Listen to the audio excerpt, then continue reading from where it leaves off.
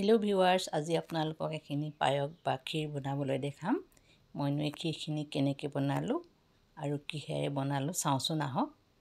ধৰিব পাৰিছেনে কিহেৰে বনাইছোঁ বাৰু? খাই কিন্তু বহুত টেষ্ট হৈছিল।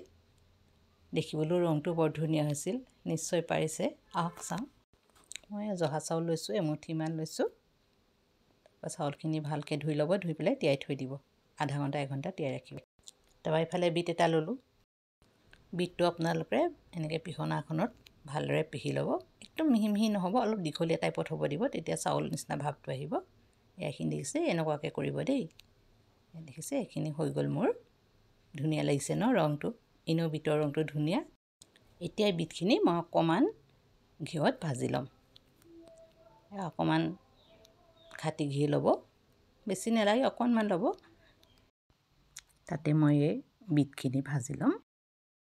অলপ ভাজিলেই হ'ব, বেছি ভাজিব নালাগে। আৰু যে এটা কেঁচা গোন্ধ থাকে, সেই কেঁচা গোন্ধটোৰ কাৰণে এইদৰে এনেকৈ ভাজি লৈছোঁ।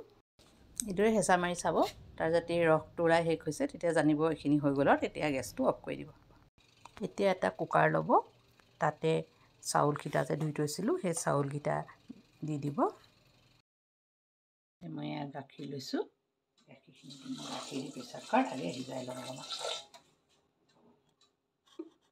আৰু একাপ গাখীৰ এবাৰ লৰাই দিব। লৰাই পেলাই প্ৰেছাৰ কুকাৰ ঢাকনাখন লগাই 3-4টা হুইচেল মাৰি পেলাই ভালকৈ চাউলখিনি সিজিব দিব। অলপ সৰহকৈ ড্ৰাই ফ্ৰুটছ কাটি ল'ব, আলমণ্ড, কাজু যি দিয়ে দিব। গেছত অকণমান কেৰাহীখনত ঘি দি পেলাই এই ড্ৰাই ফ্ৰুটছখিনি অলপ ভাল ধৰণে ভাজি ল'ব। ভাজি ল'লে সেমেকি নাযায়, খাবলৈ ভাল হয়। এতিয়া চাউলকেইটা যে গাখীৰত সিজাইছিলোঁ, এতিয়া সেয়া প্ৰেছাৰ কুকাৰৰ ঢাকনাখন খুলি পেলাই চালোঁ, চাই পেলাই সিজিছে আৰু অলপমান লৰাই দিব, য'ত য'ত অলপমান লৰাই দিব, অলপ ভাঙিব দিব। পায়স অকণ ভাঙিলে ভাল লাগে, গোটা গোটা হৈ থাকিলে ইমান ভাল নালাগে। বেলেগৰ কি নাজানো, মোৰ কিন্তু গোটা হৈ থাকিলে ইমান ভাল নালাগে। এই ঘিউত যে ভাজি দিছিলোঁ বিটখিনি, সেই বিটখিনিৰ ওপৰতে মই পায়সখিনি বা সিজাই থোৱা মই চাউলখিনি দি দিলোঁ। ঘৰৰ গাখীৰ দিছোঁ, এই মলাই সৈতে একাপ গাখীৰ আকৌ মই ঢালি দিলোঁ। এতিয়া এবাৰ ভালকৈ আকৌ লৰাই দিব। লৰাইলে দেখিছেনে কালাৰটো কি ধুনীয়া হৈ গৈছে ন? বহুত ভাল লাগিছে দেখিবলৈ কালাৰটো, কাৰণ আৰ্টিফিচিয়েল কালাৰ নহয়, একদম ন নেচাৰেল কালাৰ হয়। এতিয়া আকৌ একাপ গাখীৰ দিলোঁ। গাখীৰ পায়সত সৰহই লাগে ন? এতিয়া অলপমান চেনি দি দিম। চেনিটো আপোনালোকে আন্দাজত দিব। পায়সত অকণ মিঠাটো বেছি হ'লে ভালেই লাগে বাৰু। তাৰপৰা এনেকৈ ভালধৰণে এবাৰ মিক্স কৰি দিব। এইখিনি মোৰ হৈছে বুলিয়ে ক'ব পাৰি আৰু। তাৰপৰা এতিয়া এই বাদাম বা ড্ৰাই ফ্ৰুটছখিনি যে ভাজি থৈছিলোঁ, সেইখিনি দি দিলোঁ।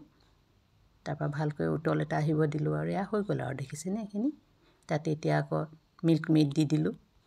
আপোনালোকে যিমান দিয়ে মিল্ক মেইড দিব পাৰে। মোৰ এইখিনি এতিয়া ৰেডি হৈ গ'ল। এতিয়া বাতি এটাত উলিয়াই ল'লোঁ ধুনীয়াকৈ। এতিয়া ওপৰত যি ড্ৰাই ফ্ৰুট দিয়ে, দি পেলাই ধুনীয়াকৈ সজাই দিয়ক। এইটো আপোনাৰ ইচ্ছামতে দিয়ক আৰু। এইখিনি মোৰ বিটৰ পায়স ৰেডি হৈ গ'ল। ধুনীয়া লাগিছেনে ৰংটো? মোৰ ভিডিঅ'টো যদি আপোনালোকৰ ভাল লাগিছে, লাইক, কমেণ্ট, শ্বেয়াৰ কৰিব। ভিডিঅ'টো চোৱাৰ বাবে সকলোলৈ বহুত বহুত ধন্যবাদ।